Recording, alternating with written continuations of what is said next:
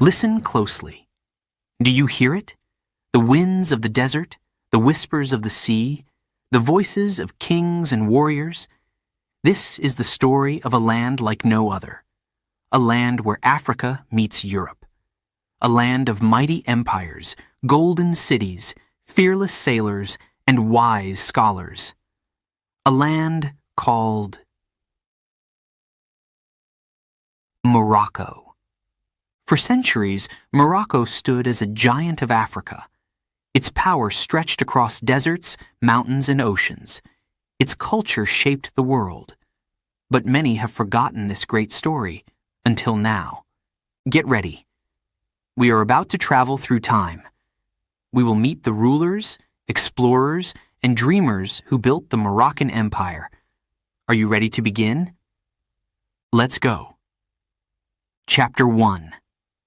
The Land of Morocco. Morocco is where Africa meets Europe. Look at the map. You will see it at the very top of Africa. The blue waves of the Atlantic Ocean crash on its western shore.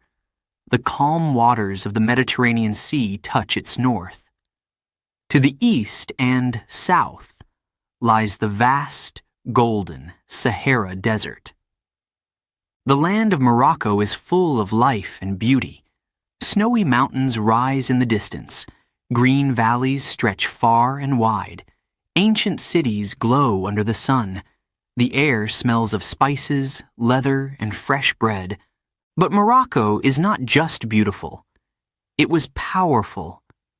Very powerful.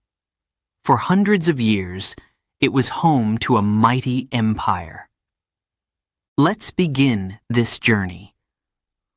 Long ago, the Moroccan Empire was known and feared across Africa, Europe, and the Middle East. Great dynasties ruled here. They built cities. They led armies. They traded gold, salt, and silks. They brought knowledge, art, and religion. The story begins with the Berbers, the first people of Morocco. They called themselves the Amazigh, meaning free people. The Berbers were strong and proud. They traveled across deserts and mountains. They built small kingdoms. But soon, bigger dynasties would rise. In the 11th century, a group called the Almoravids came from the desert.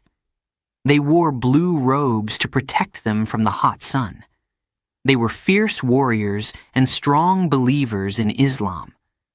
The Almoravids created an empire that reached from Senegal in West Africa to Spain in Europe. Imagine it. A Moroccan army riding through the sands, crossing rivers, entering great cities. They built the famous city of Marrakesh. They called it the Red City because of its red walls. Then came the Almohads in the 12th century. They were even stronger. The Almohads ruled over Morocco, Algeria, Tunisia, and parts of Spain. They built tall mosques with beautiful designs. They made laws and protected scholars. Scholars like Ibn Rushd, known in Europe as Averroes, shared ideas about science, philosophy, and medicine. The Moroccan Empire was not only strong, it was wise. The Moroccan dynasties brought culture and learning to the world. Markets were full of goods, spices from India, gold from Africa, fine cloth from Europe. The streets were alive with music and stories. But no empire lasts forever. The Moroccan Empire changed and faced many challenges. New rulers came, enemies attacked. The power of Morocco grew smaller. Yet Morocco's spirit never died. Even today, you can walk the streets of Fez, Marrakesh, and Rabat. You can see the palaces, the mosques, the gardens. You can feel the history in the air. Morocco remains a bridge between Africa and Europe. It is a place where cultures meet, mix, and create something new. This was only the beginning. In the next chapter, we will meet the mighty sultans and heroes who shaped the Moroccan Empire. Get ready. Chapter 2. The Almoravids. Warriors of the desert. They came from the Sahara, strong, bold, and fearless. The hot winds blew around them. The sand burned under their feet. But they did not stop. They were the Almoravids. The Almoravids were Berber warriors. They wore long blue robes and covered their faces with cloth. Only their eyes showed. The people called them the Blue Men of the Desert. Where did they come from? The Almoravids began in the 11th century, deep in the desert. They were part of a tribe that lived near the Senegal River. Life was hard. Food and water were difficult to find. The desert was cruel, but the Almoravids were strong. One man changed everything. His name was Abdallah ibn Yassin. He was a teacher, a religious leader. He taught the Almoravids about Islam. He taught them to pray, to follow rules, to respect each other. His words gave them purpose. With faith and discipline, the Almoravids grew powerful. They trained as soldiers. They learned to ride fast horses and camels. They became expert fighters. They were ready to build an empire. They started small. They united tribes. They brought order to the desert. Then they moved north. City after city fell under their control. The Almoravids took over the great city of Sijilmassa, a rich trading city. Then they marched into the heart of Morocco. In 1062, they founded a new city, Marrakesh. Can you hear the sound of the hammers, the voices of builders, the calls of traders? Marrakesh became the center of the Almoravid Empire. Its walls were red. Its streets were full of life. But the Almoravids did not stop in Morocco. They crossed the Sea of Sand. They looked to the north, to Spain. At that time, Spain was divided. There were many small kingdoms. The Christian kings of the north fought against the Muslim kingdoms of the south. The Muslim rulers asked the Almoravids for help. In 1086, the Almoravids crossed the Strait of Gibraltar. Their army marched into Spain. The battle was near the city of Sagrajas. It was a fierce fight. Swords clashed, horses galloped, the ground shook. The Almoravids won. They saved the Muslim kingdoms of Spain. The Christian armies ran back to the north. For years, the Almoravids ruled both Morocco and parts of Spain. It was a time of wealth and culture. Markets were full of gold, silver, spices, and silk. Scholars studied books from Greece, Egypt, and India. Architects built beautiful mosques and palaces. But success brought problems. The empire grew too large. It became difficult to control. New enemies appeared. One group, the Almohads, rose up and fought against the Almoravids. By the mid-12th century, the Almoravid Empire fell. Their time had ended. Yet the story of the Almoravids still inspires us today. They showed courage in the face of the desert. They built the first Moroccan empire. They crossed 2 continents and made history. Walk the streets of Marrakesh today. Look at the red walls. Visit the old mosques. The spirit of the Almoravids lives on. In the next chapter, we will meet the Almohads, a new force, even stronger, ready to take Morocco to greater heights. Chapter 3. The Almohads, builders of empire.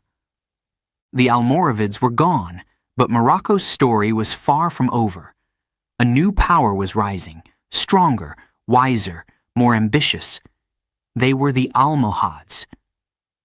The Almohads began in the high Atlas Mountains. The cold winds blew across the peaks. The people there were tough and proud. They followed a leader named Ibn Tumart. He was not a king or a warrior. He was a teacher, a man of faith. Ibn Tumart believed the people had lost their way. He wanted to bring them back to true Islam. His followers called themselves Almohads, meaning the ones who believe in one God. The Almohads grew in number. They trained hard. They prepared for battle. They had one dream: to unite Morocco and build a better world. In 1147, the Almohads marched on Marrakesh. The city was full of red walls and busy markets, but the Almoravid rulers were weak. The Almohads attacked. The battle was fierce. At last, the Almohads won. The Almohads now ruled Morocco, but they did not stop there. They crossed into Algeria, Tunisia, and Libya. Then they looked north, to Spain. At that time, Muslim kingdoms in Spain were weak. Christian armies from the north were taking city after city. The Muslim rulers needed help. The Almohads answered the call. In 1295, the Almohads crossed the sea and marched into Spain. Their army met the Christians at the Battle of Alarcos. The ground shook with the sound of horses and swords. The air filled with dust and cries of battle. The Almohads won a great victory. For a time, Muslim Spain was safe. This was the golden moment of the Moroccan Empire. The Almohads ruled a huge empire. From the Atlantic Ocean to Libya, from the Sahara Desert to Spain. But the Almohads were not just warriors. They were builders. They were thinkers. They wanted to create a land of beauty and knowledge. In Marrakesh, they built the great Koutoubia Mosque. Its tall tower reached toward the sky. The people called it the Mosque of the Booksellers because bookshops filled the streets around it. In Rabat, they started to build the Hassan Tower. It was meant to be the tallest minaret in the world. Even today, the unfinished tower stands as a memory of their dreams. The Almohads also built strong walls around cities. They made roads and bridges. They brought fresh water to towns through clever canals. The empire was rich. Markets were full of goods: gold from Africa, silk from China, spices from India, and wool from Europe. The Almohads loved learning. They invited scholars to study math, astronomy, medicine, and law. One famous thinker was Ibn Rushd, known in Europe as Averroes. His books about philosophy and science were read across the world. But even great empires face problems. The Almohads had many enemies. The Christian kingdoms of Spain grew stronger. Other Muslim groups wanted power. In 1212, the Almohads faced a terrible defeat at the Battle of Las Navas de Tolosa. Their army was crushed. Slowly, they lost control of Spain. Rebellions started in North Africa. By the mid-13th century, the Almohad Empire was gone. Yet their legacy remained. They had united lands and people. They had built cities and mosques.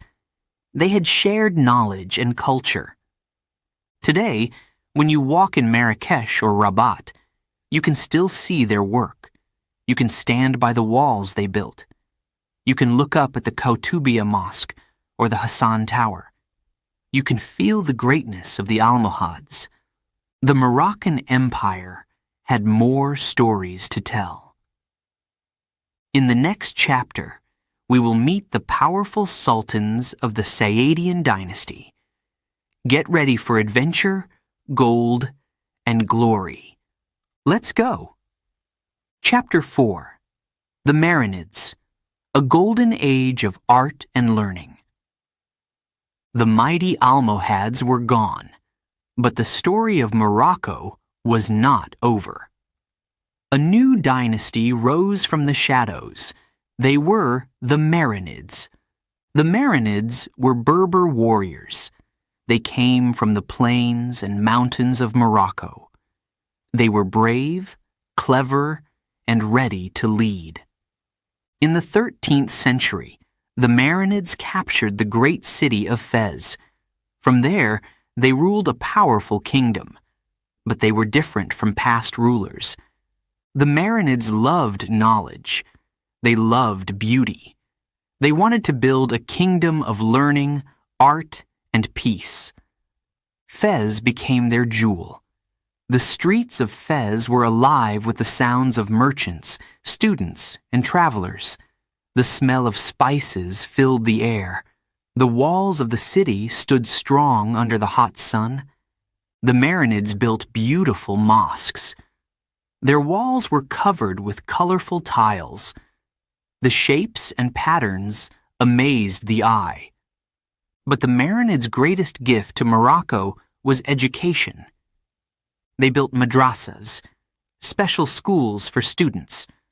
One of the most famous is the Bu Inania Madrasa. Its walls are covered in carved wood and shiny tiles. The fountains sparkle in the sunlight. Students from all over the Muslim world came to learn in Fez. They studied the Quran. They studied math, science, law, and medicine. They studied poetry and history. Fez became a center of knowledge, one of the greatest in the world. Travelers came from Spain, Egypt, Africa, and Europe to see the wonders of Fez. The Marinids also helped the poor. They built fountains to give people fresh water. They built markets and bathhouses. They brought peace to the streets. The people loved the Marinids. But power always brings danger. The Marinids had to defend their kingdom from enemies. Spain and Portugal were growing strong. Battles were fought along the coast. Pirates attacked ships. New problems arrived. The Marinids won many battles. But slowly, their power began to fade. New rulers and new troubles weakened the kingdom. By the 15th century, the Marinid dynasty ended. But the legacy of the Marinids never died. Today, you can walk the streets of Fez and see their work. You can visit the Bu Inania Madrasa. You can see the beautiful gates and walls they built. You can feel the spirit of art, learning, and culture they left behind. The Marinids gave Morocco a golden age of knowledge. They showed the world that wisdom is as powerful as any sword. But the story of the Moroccan Empire is not finished. In the next chapter, we will meet the Saadians, the rulers of gold, glory, and great battles. Chapter 5. The Saadian Dynasty and the Battle of the Three Kings. The Marinids were gone, but Morocco was ready for new heroes. The 1500s brought a new dynasty, the Saadians. The Saadians were proud warriors from the south of Morocco. They said they were descendants of the Prophet Muhammad. The people believed in them. They believed the Saadians could bring back glory. The Saadians rose at a dangerous time. Spain and Portugal were growing powerful. European ships sailed along the Moroccan coast. They attacked cities. They built forts. But the Saadians were not afraid. One great leader of the Saadians was Sultan Ahmad al-Mansur. But before his time, another powerful Saadian ruler changed history. His name was Sultan Abd al-Malik. In 1578, Morocco faced its biggest threat. Portugal wanted to control Morocco. King Sebastian of Portugal brought a huge army across the sea. He was young, brave, and full of ambition. But he made a mistake. The Moroccan army waited. Sultan Abd al-Malik led the Moroccans. He was wise and experienced. The two armies met near the town of Qasr el-Kabir. It was hot. The ground was dry and dusty. Both sides were ready to fight. This moment became famous as the Battle of the Three Kings. Why the name? 3 kings would lead, and 3 kings would fall. The Portuguese army was large.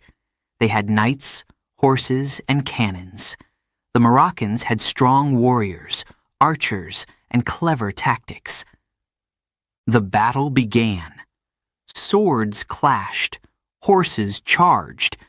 The noise was loud and terrifying. The sky turned dark with dust.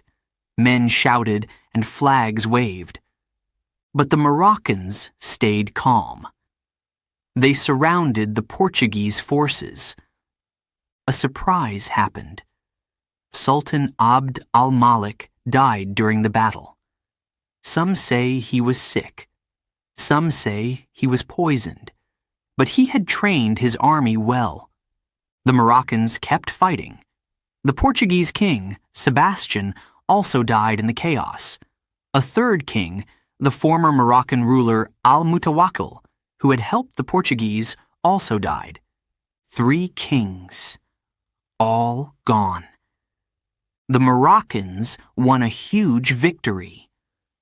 The Portuguese army was destroyed. Thousands of soldiers were taken prisoner. It was one of the greatest victories in African history. The news shocked Europe. Portugal never tried to conquer Morocco again. After the battle, Ahmad al-Mansur became sultan. He was called al-Mansur the Victorious. Under his rule, Morocco became rich and powerful again.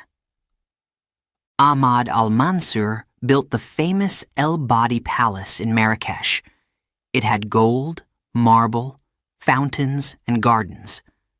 Visitors said it looked like paradise. The Saadians traded gold, salt, sugar, and spices.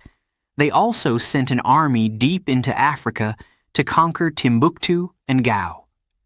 These were rich cities of learning and trade. The Saadian Empire reached its greatest size under Ahmad al-Mansur. But after his death in 1603, the Saadians began to weaken. Family fights and outside enemies made the kingdom smaller and weaker. By the end of the 1600s, the Saadian dynasty was gone. Yet, the memory of the Saadians remains strong. The El Badi Palace, now in ruins, still stands in Marrakesh. The Saadian tombs, hidden for centuries, show the beauty of their art and love for their people. The Battle of the Three Kings showed the world the strength and courage of Morocco. But the story of Morocco's empire was not yet over. In the next chapter, we will meet the Alawites. They still rule Morocco today. Are you ready? Let's continue. Chapter 6. Morocco and Al-Andalus, the shared history. The waves crash between Morocco and Spain. The sea separates them, but history connects them. For centuries, Morocco and Al-Andalus were like two brothers with one heart. What is Al-Andalus? Long ago, Al-Andalus was the name of Muslim Spain. In the year 711, Muslim armies crossed the sea from North Africa into Spain. They were led by a brave Berber general named Tariq ibn Ziyad. He and his soldiers climbed the great rock, now called Gibraltar. Jabal Tariq, meaning Mountain of Tariq. In a short time, the Muslims controlled much of Spain. Al-Andalus was born. Morocco and Al-Andalus became close. People, ideas, and goods moved back and forth across the sea. Traders sailed with gold, silk, spices, and books. Teachers shared knowledge. Poets and musicians traveled between the cities. The people of Morocco and Al-Andalus spoke different languages. They had different foods and clothes, but they shared a love for art, learning, and faith. The cities of Al-Andalus were full of wonders. Córdoba had streets lit by lamps. Granada had the Alhambra Palace, with walls covered in beautiful designs. Seville had tall towers and busy markets. Moroccan dynasties played a big role in Al-Andalus. The Almoravids and Almohads, strong rulers from Morocco, crossed the sea to help the Muslim kingdoms of Spain. They fought battles to protect Al-Andalus from the Christian kingdoms of the north. Together, Morocco and Al-Andalus created a golden age of knowledge and culture. Scholars studied math, astronomy, medicine, and philosophy. One of the most famous was Ibn Rushd, Averroes from Córdoba. His ideas were later read in Europe and changed the world. Artists made beautiful tiles, carved wood, and colorful fabrics. Musicians played soft music in the royal courts. Poets wrote about love, nature, and life. The connection was strong, but not forever. In the 1200s and 1300s, Christian armies began to take back the land of Al-Andalus. One by one, the great cities fell. Many Muslims and Jews fled across the sea to Morocco. They brought their knowledge, skills, and culture with them. The last Muslim kingdom in Spain, Granada, fell in 1492. It was the end of Al-Andalus. But the spirit of Al-Andalus lived on in Morocco. The refugees built homes, schools, and mosques in Moroccan cities like Fez, Tetuan, and Chefchaouen. They continued their music, art, and traditions. Even today, you can feel the connection. In Morocco, you can hear Andalusian music. You can taste foods from Spain. You can see buildings with the same shapes and designs. Morocco and Al-Andalus shared more than land. They shared a dream of a world where different cultures and religions lived side by side. A world where knowledge and beauty mattered more than war. This shared history made Morocco richer, stronger, and more unique. The Moroccan Empire stood tall, but its story was not finished. In the next chapter, we will meet the Alawite dynasty, the rulers of modern Morocco. Are you ready? Let's go on. Chapter 7. The Alawite Dynasty, the Strength of Royal Blood. The great dynasties of Morocco had come and gone, but the story was not over. A new family rose to power in the 1600s. They were the Alawites. The Alawites came from the south of Morocco, near the oasis city of Tafilalt. The people believed they were special. They believed the Alawites were descendants of the Prophet Muhammad. This gave them great respect. The people wanted a strong leader. The country had suffered years of wars and chaos.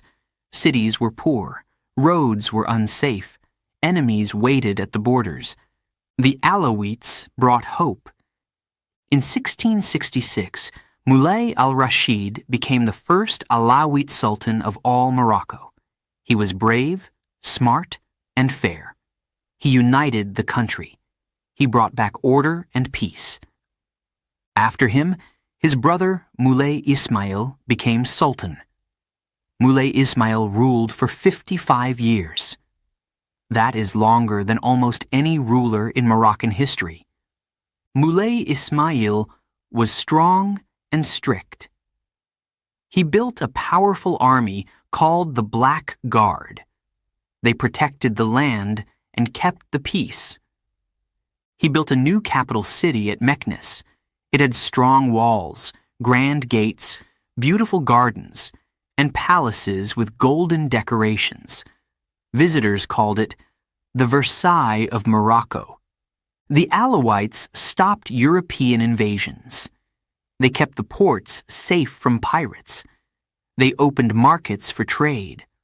Gold, silver, spices, and fabrics filled the streets.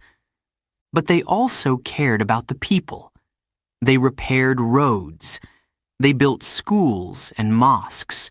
They protected farmers and merchants. The Alawite rulers were not perfect. There were hard times, too. Some sultans faced revolts. There were battles inside the country. But the dynasty survived. In the 19th and early 20th centuries, Morocco faced new dangers. European countries like France and Spain wanted to control Morocco. The Alawite sultans tried to protect their independence, but in 1912, Morocco became a protectorate of France. It was a sad time. The sultan stayed, but real power belonged to the French government. The people of Morocco never gave up. They fought for their freedom. They protested. They demanded independence. At last, in 1956, Morocco became free again. The Alawite Sultan at that time was Mohammed V. He became a hero. The people loved him. He brought the nation back together. His son, Hassan II, ruled after him. Hassan II modernized the country. He built new roads, schools, and businesses. Today, the Alawite dynasty still rules Morocco. The king now is Mohammed VI, the grandson of Mohammed V.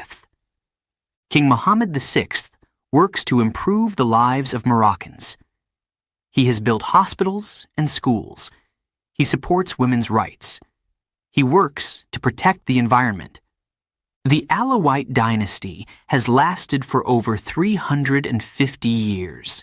It has given Morocco peace, strength, and stability. Walk the streets of Meknes or visit the royal palace in Rabat. You can feel the power and history of the Alawites. The Moroccan Empire may have changed, but its heart still beats strong. The story of Morocco is a story of courage, wisdom, and beauty. Thank you for joining this journey through time. Morocco, the forgotten giant of Africa, will never be forgotten again. Chapter 8: Morocco and the Sea, Pirates and Trade Power. The mountains stood tall, the desert stretched wide. But Morocco's power also came from the sea. For centuries, Moroccan ships ruled the waves. They sailed the blue waters of the Atlantic Ocean and the Mediterranean Sea. The Moroccan coast was full of busy ports. Cities like Tangier, Rabat, and Saleh were centers of trade and adventure. Merchants loaded their ships with goods: gold, spices, silk, wool, sugar, and salt. Moroccan traders traveled to Europe, West Africa, and the Middle East.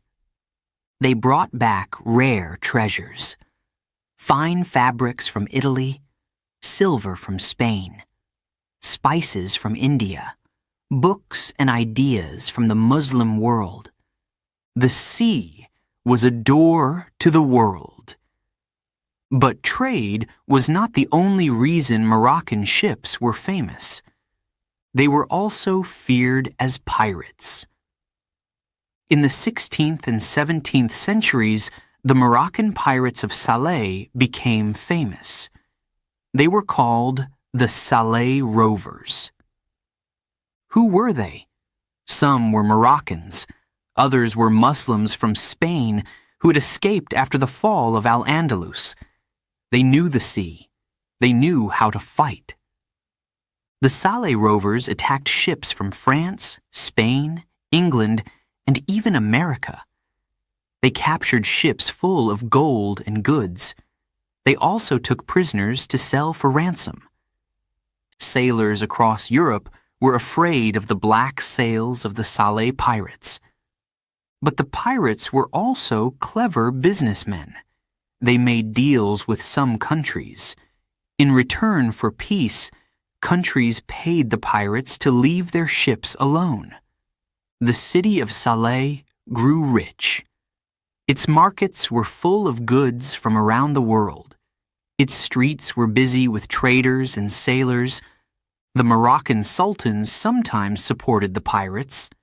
They shared the money and goods. Pirates helped protect Morocco's coast from enemies. Yet piracy also brought trouble. European countries sent warships to fight the pirates. Battles exploded at sea. The coast of Morocco saw fire and smoke from cannonballs. By the 18th century, piracy became less important. Morocco focused more on trade and diplomacy. Moroccan sailors still traveled far. They visited ports in Europe, Africa, and the Americas. One famous Moroccan traveler was Ahmad ibn Qasim. He went to Spain, France, and even met kings and queens. His stories amazed the people back home. In 1777, Morocco became the first country to recognize the new United States of America. Moroccan ships sailed across the ocean with messages and gifts for the young nation. The sea had made Morocco strong. Today, the ports of Morocco are still busy. Tangier, Casablanca, and Agadir welcome ships from all over the world. The Moroccan Navy protects the waters. Fishermen bring fresh fish to the markets. Travelers cross the sea to explore the beauty of Morocco. The spirit of adventure lives on. The story of Morocco and the sea is one of courage, trade, and power. Moroccan sailors were not just pirates or traders. They were explorers, warriors, and diplomats. They helped make Morocco the forgotten giant of Africa. But now, Morocco's place in history is remembered. Thank you for sailing through time with us. The journey of the Moroccan Empire may end here, but the waves of its story will never stop.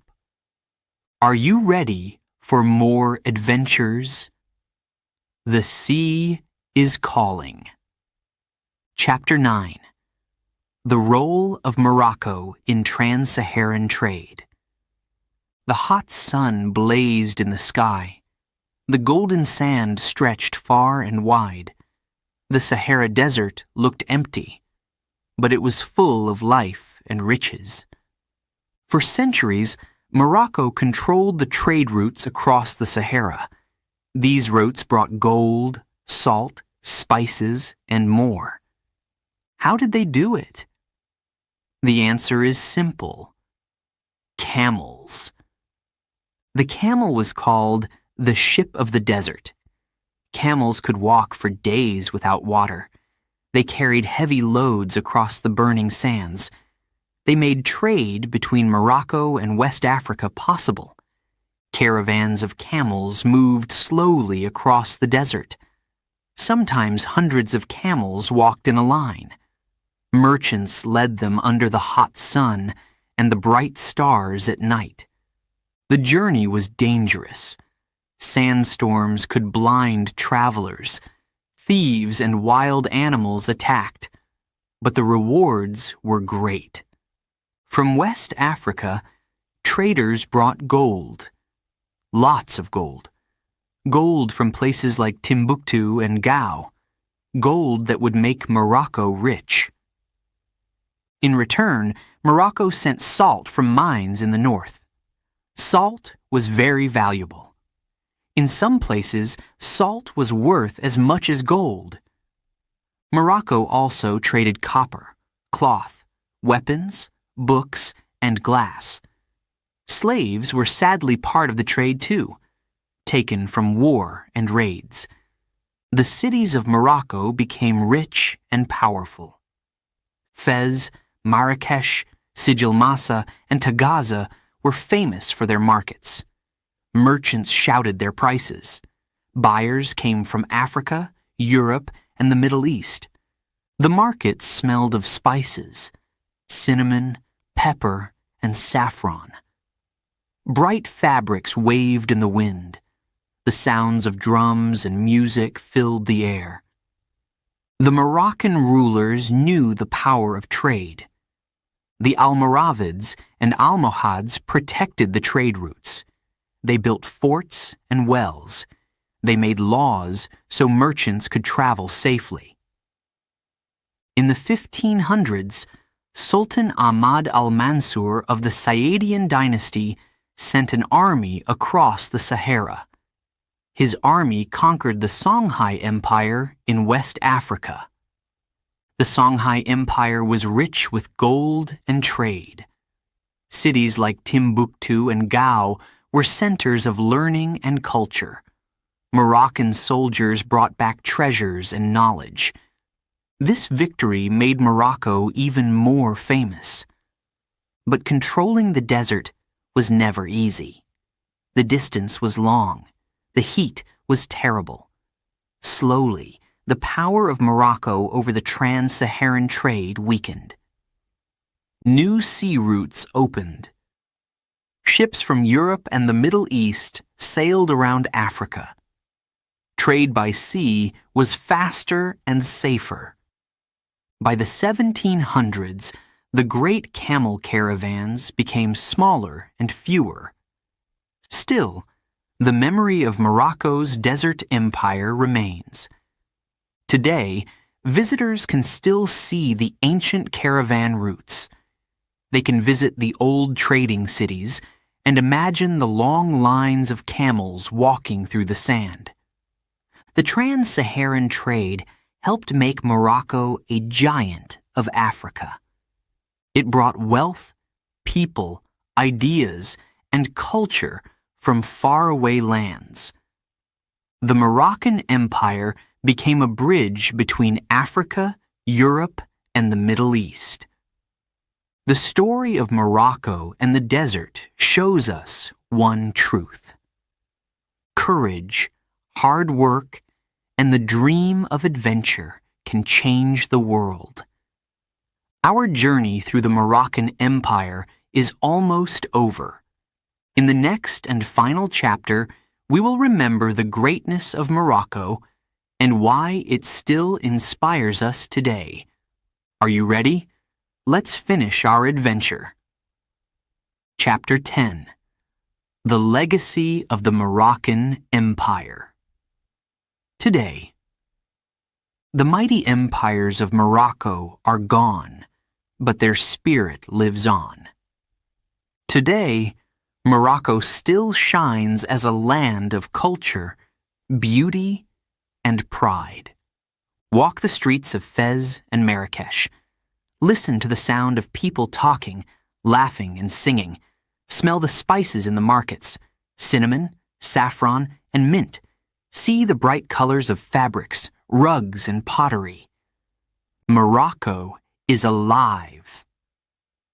The great cities of the past still stand. the walls of Rabat, the red towers of Marrakesh, the blue streets of Chefchaouen. They tell the story of a land that never stopped dreaming. The Moroccan people are proud of their history. They remember the Almoravids, who built empires from the desert. They remember the Almohads, who filled cities with learning and beauty. They remember the Marinids, the Sadians, and the Alawites, who brought strength and unity. The Moroccan Empire may not rule lands far away anymore. But Morocco still plays an important role. It stands as a bridge between Africa and Europe.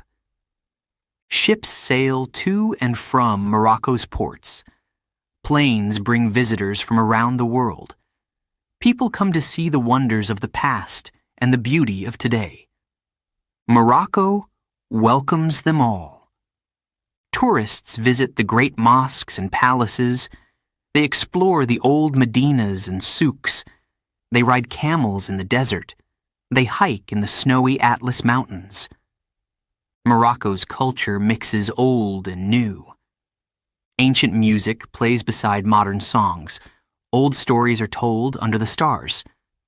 Traditional food is served in restaurants and homes. Tagine, couscous, and sweet mint tea. Morocco is also a place of peace and hope. Its people speak many languages: Arabic, Berber, French, and Spanish. They come from different backgrounds and live together in respect. The King of Morocco, Mohammed VI, continues the work of the Alawite dynasty. He supports schools, hospitals, and jobs. He works to protect the environment and help people in need. Morocco is strong, proud, and looking to the future. It remembers its past empires, not with sadness, but with pride. The Moroccan Empire taught the world about courage, knowledge, and culture. The empire showed that power is not just armies and gold, but also art, ideas, and people working together. The winds of the Sahara still blow. The waves still crash against the shore. The stars still shine over the mountains and deserts of Morocco. The forgotten giant of Africa has found its place again, and its story will continue. Thank you for joining us on this journey through time. You have walked the sands of the Sahara. You have sailed with Moroccan pirates. You have stood in the grand cities of kings. This is Morocco. This is the legacy of the Moroccan Empire. The adventure never ends.